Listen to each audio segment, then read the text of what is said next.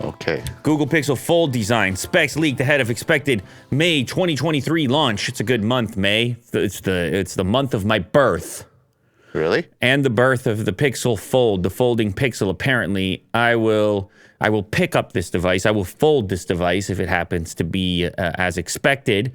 According to On Leaks, Google Pixel Fold will adopt a form factor similar to the Oppo Find N, which was a device I really wanted to use, but I couldn't use it because it was more boxy.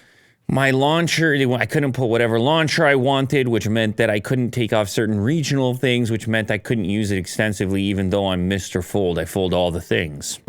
You like the Fold. Samsung built the OLED panels for this, apparently. Ultra-thin glass UTG cover supplied by Samsung. The display sizes are said to be housed in a rounded edge chassis measuring approximately 158.7 by 139.7 by 5.7 when unfolded, making it marginally wider than the Oppo Find N and approximately the same height, but with a slightly bulkier camera bump. Well, you got to get your Pixel camera in there. You want to call it a Pixel, Will.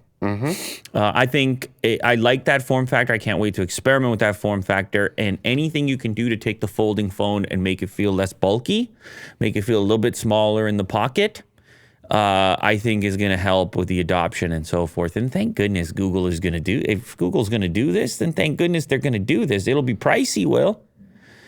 It's going to have a price tag to go with it. What do you think? I don't know. 1,400? Yeah, $1,500 minimum. These concepts look really nice, though.